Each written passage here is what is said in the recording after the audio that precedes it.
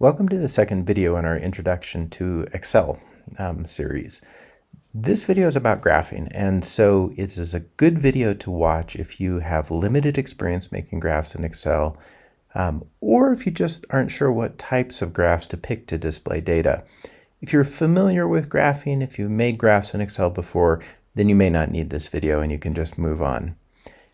Okay, recommendations. So as you watch this video, I would suggest opening up the associated spreadsheet, follow along, try to do the same thing that I'm doing as I move forward in the video, and then you can pause and try again if you have any trouble.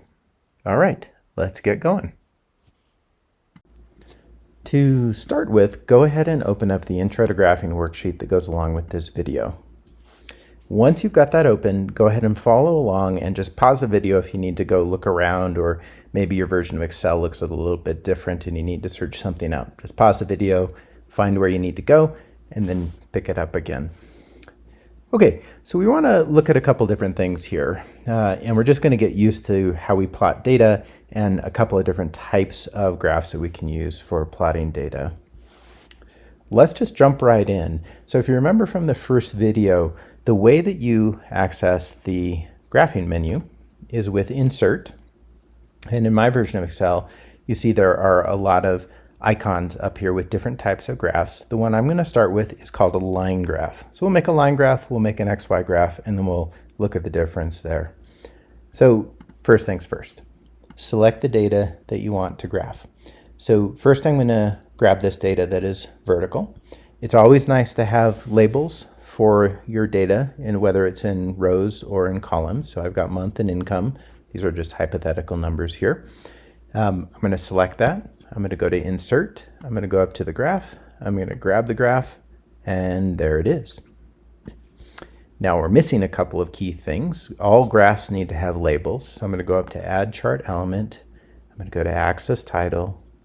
Your labels should name what's on the axis, plus give its value that goes with it. So in this case, we could say time and months.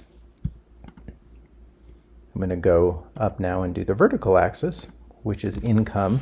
And we don't know the units, but let's assume it's dollar here. So we'll say income in dollars.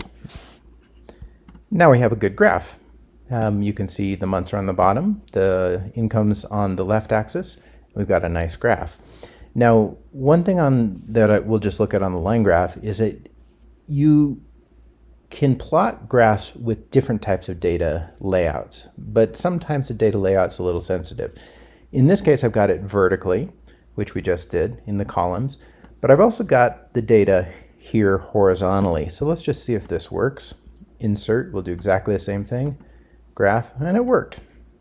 So sometimes the data you're looking at comes horizontally, sometimes it's vertically. Sometimes graphs will work with both. Other times you might have to transpose the data into another format. If you remember, that's just paste, special, transpose, and you can switch from horizontal to vertical. All right, okay, I'm going to delete that second graph. We've got our income graph. Now let's make an XY graph. So this is a line graph. Let's do an XY. That's right below here. Now, Julian day, if you're not familiar with that, is just a count of the days in the year. Day 1 is January 1.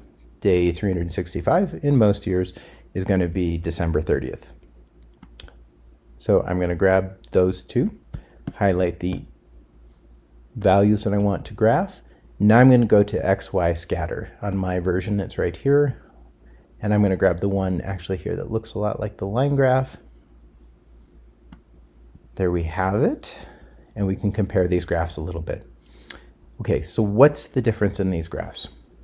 Exact same data, but you can see the spacing on the x-axis is a little different. You can especially see it out here in October and November, where the data are almost the same, but they're right next to each other on this one, and they're spaced out on the other graph. So when you use a line graph, what happens is it creates equally spaced categories, January to February to March to April to May. So that's great if you've got sort of categorical variable or evenly spaced variables. If you, as you often do, have continuous variables that have variable difference, different spacing between each one of the values, then an XY is a much better choice because it will actually show you how the variable y, the dependent variable, is responding to variable x, which is the independent variable. So if you have two continuous numerical variables, x, y is going to be a good choice. I'm going to leave the labels off of here just to save time, but don't ever do that when you submit a graph. Nobody will know what you're talking about. So we'll just go with this little shortcut at the moment. Okay, here's another great thing about these types of graphs, especially with x, y. So if I now have two sets of data, my income and Ann's income, both based on this particular Julian day, I can insert an XY graph with both of these things. And there we go. So now you see in orange Ann's income and in blue my income. Now the great thing about the XY is that it's going to plot, in this case, my income and Ann's income against the first column, Julian day. So that's the X, and now we have two Y axes after that. So really, really helpful if you're looking at, say, time series data, how something has changed over time, the use of solar energy, for example, or maybe consumption of grain, whatever the data are, we can look at categories and we can look at how they change over time. All right, so two more types of graphs that are very simple. We're just doing a quick tour right now so you get a sense for how you make graphs and how you adjust them. And of course, we're going to keep doing this quite a bit as we go. So exact same data. Again, same process. I'm going to make a column or a bar chart, lots of different options, but I'm just going to start by the same process, select the data, go up to insert. The bar charts are up here, 2D column. I grabbed it, and now I have a new graph. Again, the y-axis is not labeled. You would want to do that if you were ever going to turn this in or use it for a presentation, but for our purposes, this will work.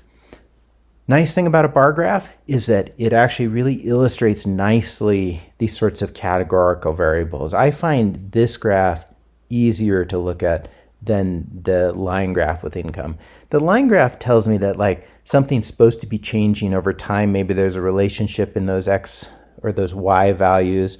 Whereas the bar chart says, hey, we're looking at January, and then we're looking at February, and then March, and then April. These are distinct values. They may or may not have a relationship, but visually this is a really nice way to look at the data. So bar charts are really handy if you have this kind of categorical variable that may not be changing in a predictable way over time, and you just want to kind of compare across these x-axis values.